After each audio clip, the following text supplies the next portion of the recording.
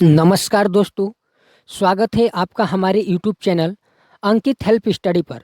दोस्तों, आज की इस वीडियो में हम बात करेंगे very very most important MCQ question के बारे में। यानी कि आप सभी को हम इस वीडियो में उत्सर्जन तंत्र से 15 एमसीक्यू क्वेश्चन कराने वाले हैं। दोस्तों, ये जितने भी क्वेश्चन होंगे आप लोग के लिए बहुत ज़रूरी क्वेश्चन होंगे, यानी कि महत्वपूर्ण क्वेश्चन होंगे। तो दोस्तों, हम क्वेश्चन पर जाने से पहले एक छोटी सी शायरी की तरफ चलते हैं दोस्तों। यानी कि वो शायरी क्या है दोस्तों?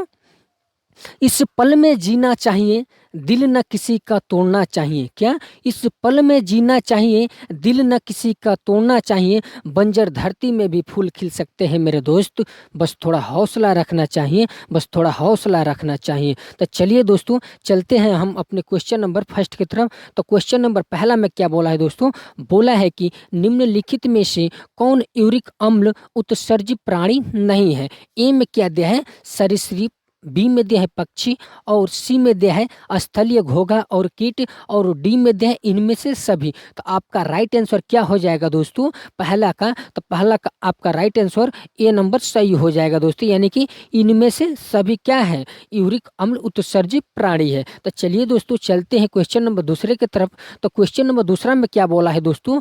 बोला है कि मनुष्यों के शरीर में निर्मित अमोनिया को यूरिक में कौन परिवर्तित करता है? ए में दिया है ब्रिक, और सी में दिया है अग्नाशय, और बी में दिया है यकृत, और डी में दिया है मस्तिष्क। यानी कि आपका राइट आंसर क्या हो जाएगा दोस्तों दूसरे का? तो दूसरे का आपका बी नंबर सही हो जाएगा, यानी कि यकृत है। चलिए क्वेश्चन नंबर 3 की तरफ चलते हैं। तो क्वेश्चन नंबर 3 में क्या बोला है दोस्तों? बोला है कि मनुष्यों के उत्सर्जित तंत्र में शामिल है।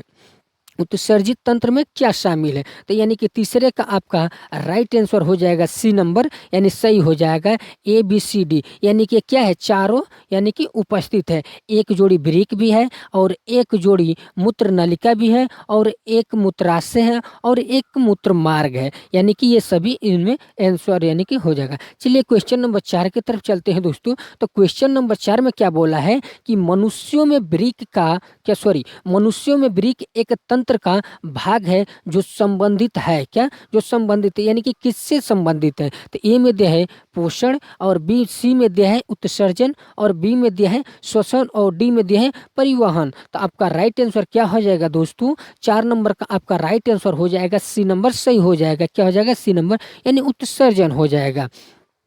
चलिए दोस्तों, क्वेश्चन नंबर 5 की तरफ चलते हैं। तो आप लोग से बस छोटी सी रिक्वेस्ट है दोस्तों, यानी कि जो सीरियल नंबर है, यानी ए बी सी डी, यानी कि ये ऊपर नीचे हुआ है, इसके लिए क्षमा कर देना, इसको आप मैनेज कर लेना दोस्तों। चलिए इसका देख लेते हैं 5 नंबर का। तो 5 नंबर का क्या है दोस्तों? मनुष्यों में ब्रीक के संबंध में कौन गलत है? क्या? मनुष्यों में ब्रीक के संबंध में कौन गलत है? तो 5 नंबर का आपका क्या हो जाएगा? डी नंबर सही हो जाएगा। यानी कि दाएं ब्रेक थोड़ी ऊपर होती है, या क्या है? गलत है, यानी कि ये नीचे होती है। चलिए चलते हैं अगले नंबर पर, 6 नंबर पर। चलिए, तो 6 नंबर में क्या बोला है दोस्तों? बोला है कि निम्नलिखित में से कौन गुर्दे का भाग है? यानी कि इनमें से कौन गुर्दे का भाग है दोस्तों? तो ए में दिया है वलकुट, बी में दिया है बर्तीनी स्तंभ, उसके बाद से बी में दिया है और क्या मध्यांश, उसके बाद से डी में दिया इनमें से सभी। तो आपका राइट आंसर क्या हो जाएगा दोस्तों? 6 नंबर का। तो 6 नंबर का आपका राइट आंसर डी नंबर हो जाएगी, यानी कि इनमें से क्या है? सभी गुर्दे का भाग है। चलिए क्वेश्चन नंबर 7 की तरफ चलते हैं। तो क्वेश्चन नंबर 7 में क्या बोला है दोस्तों?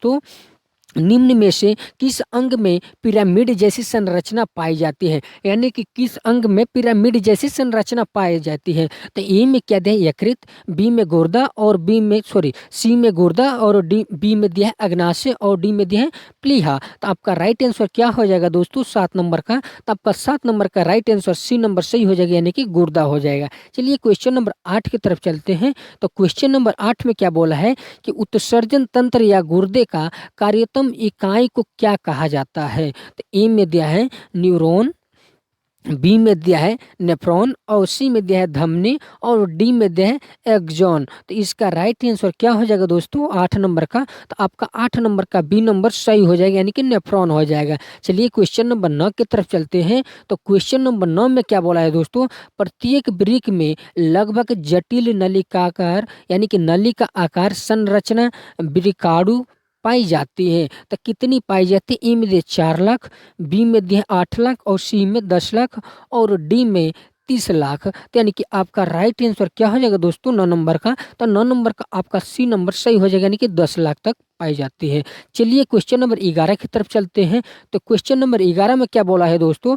बोला है कि निम्न में से कौन सा एक नेफ्रॉन का भाग नहीं है, यानी कि इनमें से कौन सा है जो कि नेफ्रॉन का भाग नहीं है। तो ए में क्या दिया है? गुच्छा, और बी में दिया है ब्रिक नलिका, और सी में दिया है एसे नोड, उसके बाद से डी में दिया है इनमें से कोई नहीं। तो आपका राइट आंसर क्या हो जाएगा दोस्तों 10 नंबर का? तो 10 नंबर का आपका राइट आंसर सी नंबर सही हो जाएगा। क्या सही हो जाएगा? यानी कि एसे नोड नहीं पाया जाता है। चलिए क्वेश्चन नंबर 11 की तरफ चलते हैं। तो क्वेश्चन नंबर 11 में क्या बोला है दोस्तों?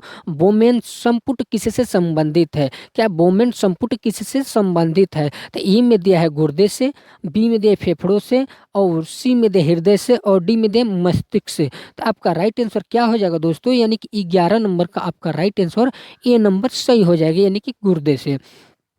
चलिए क्वेश्चन नंबर 12 की तरफ चलते हैं। तो क्वेश्चन नंबर 12 में क्या बोला है दोस्तों? नेफ्रॉन का गुच्छ और बोमेन संपुट मिलकर क्या कहलाता है? तो ए में दिया है क्या? गल्जिकाय, और बी में दिया है मेलिपिकाय, और सी में दिया है ब्रिक नलिका, और डी में दिया है हेले का लूप। तो क्या हो जाएगा दोस्तों? इसका राइट आंसर आपका हो जाएगा 12 नंबर का। तो 12 नंबर का बी नंबर सही हो जाएगा दोस्तों। चलिए क्वेश्चन नंबर 13 की तरफ चलते हैं। तो क्वेश्चन नंबर 13 में क्या बोला है दोस्तों?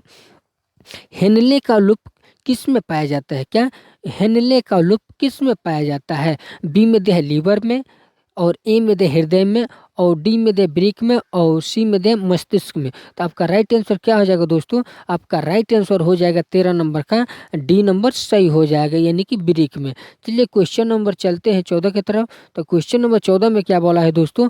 बोला है कि ब्रिक धमनी और ब्रिक शिरा किससे संबंधित है? ए में दे हृदय, और बी में दे फेफड़ा, और सी में दे आँख, और डी में दे गुर्दा। तो आपका राइट आंसर क्या हो जाएगा दोस्तों 14 नंबर का? तो 14 नंबर का आपका राइट आंसर दोस्तों हो जाएगा डी नंबर सही हो जाएगा, गुर्दा हो जाएगा। चलिए क्वेश्चन नंबर 15 की तरफ चलते हैं। तो क्वेश्चन नंबर 15 में क्या बोला है कि अभिवाही धमनिका केशिका गुच्छ और अपवाही धमनिका किससे संबंधित है? ए में पाचन तंत्र, बी में उत्सर्जन तंत्र, सी में प्रजनन तंत्र, और डी में तंत्रिका तंत्र। तो आपका राइट आंसर क्या हो जाएगा दोस्तों? तो आपका 15 नंबर का राइट आंसर बी नंबर सही हो जाएगा दोस्तों। ये आप लोग का लास्ट क्वेश्चन रहा दोस्तों। Thank you. आप लोग को मुझे आशा है कि ये वीडियो ज़रूर पसंद आया होगा। तो आप लोग से बस एक छोटी सी रिक्वेस्ट है दोस्तों, इस चैनल को सब्सक्राइब करके और इस वीडियो को अपने दोस्तों के पास शेयर कर दीजिए, ताकि आपका भी दोस्त कुछ इस प्रकार के क्वेश्चन को पढ़ सके। तो चलिए किसी अगले वीडियो में मिलेंगे, तब तक के लिए बाय। जय हिंद दोस्तों।